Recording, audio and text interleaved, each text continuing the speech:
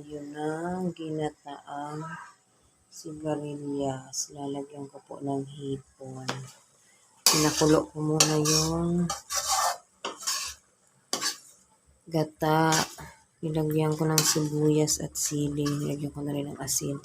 At ilalagay ko na ngayon yung hipon para malasa na siya.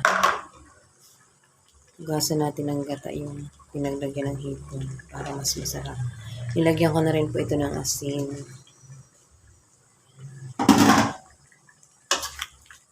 Yan. Kulo-kuloin muna natin sila para mas malasa. Tapos ilalagay ko na yung ito sigarilyas. Kasi mabilis lang naman yun maluto. Lutong Bicol po ito. Yan. Lalagyan ko rin po ito ng talong kasi may natira akong 2 pirasong talong na nagluto ng gulay na ibang luto ko. Nagkare-kare pala. Yan. Hayaan muna natin siya ganyan. Mayroon din naman akong unang gata konti. At mayroon din po ako sa kabila na adobo. Para lang may extra ulam. Adobong layem po na may itlog. Yan po. Puro mantika. Pero okay lang. At least yung isa naman ay gamot yun. Gata. Kumbaga organic. Ito ay mantika ng baboy. Ma-cholesterol. At meron din po ako daing na bangos. Siyempre, pag may gulay ka may bangos. May isda pala. Sorry. Yan, sarap-sarap. Pagmamantikain natin ito sa gata. Mabilis lang po yan maluto. Masarap nito maanghang-anghang. Nalagyan ko ng pakunti-kunti ng unang gata para kahit pa paano nag-absorb ang gata. Since Bicolano po kami, kaya puro kami gata talaga. Panoorin niyo po kung paano ang style ko na pagluluto. Ito, kanina ko pa ito pinakuluan, tapos ginisa sa bawang na marami. Binabad ko overnight sa sinigang sa sampalok, original, with tuyo and paminta. Pagka-umaga, pinakuluan ko siya sa, di ko na tinanggal yung sabaw, lahat-lahat na. Tapos, pag medyo kumulo na, igigisa ko na siya sa bawang, maraming bawang. Ayan, kulong-kulo ko siya. Hihiwain ko na itong hiwain ko muna yung talong sa maliit para sa pagkahiwa nitong sigarilyas. Wait lang.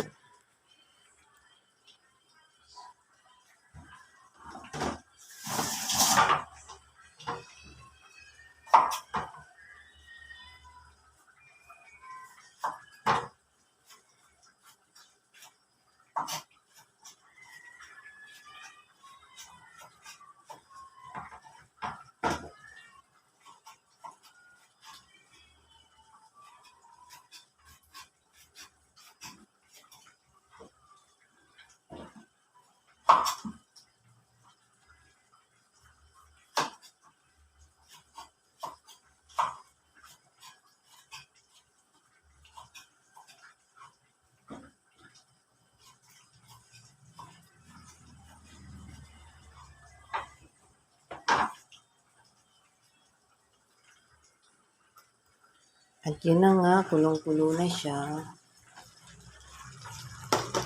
Kunting luto na lang. Tingnan natin pagluto na ito. Ilalagay na natin yung talong. Sarap. Tikman nga natin kung lasang na siya. Gata. Siyempre, lasang gata. Yung isa naman, pinapa-absorb ko lang din naman yung niya. Toyo. Kasi medyo matabang to kanina. Ito, tikman natin.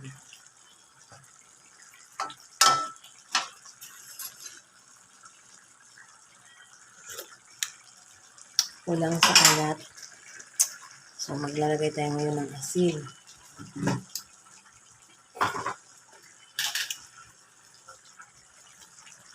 Ay, parang marami natin.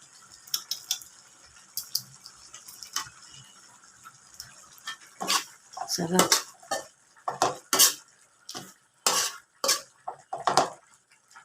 Ayan, luto na po yan. Ilalagay ko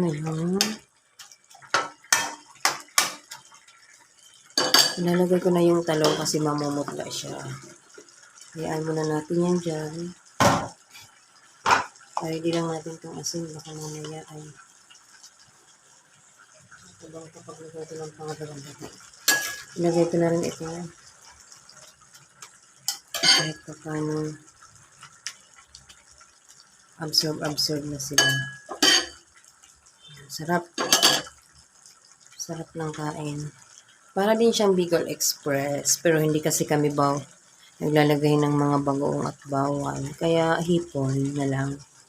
Mas di masyado bawal. Ayan na. Mamantika na siya. Mga mabibilisang luto lang naman yan. Ayan. Yan, ilalagay ko na po itong unang gata ko. At hahayaan ko lang siyang kumulo hanggang sa maluto.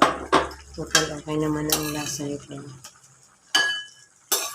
Mga 10 minutes or 5 minutes. Pagkuluto na tong talong. Yan, malapot ang sabaw niya. Pero titikman muna natin. Baka may talong niya. Tikman ko ulit.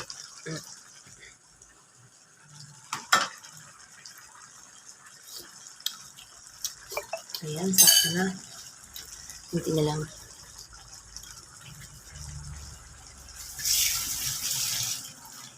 Sarap.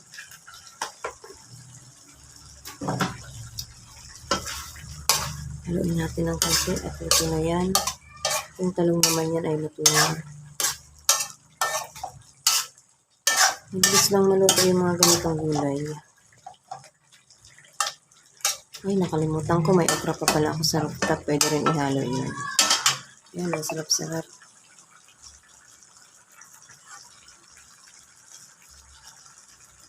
Yan. Ito na po yung talong. Pwede na siyang patayin.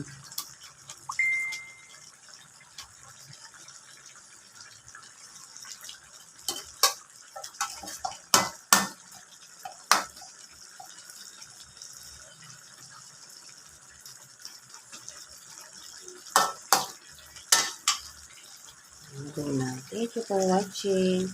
Sana enjoy kayo sa panonood ng video ko ito. Ayan ang hipon. Ang sarap-sarap. Patayin ko na po at luto na ito.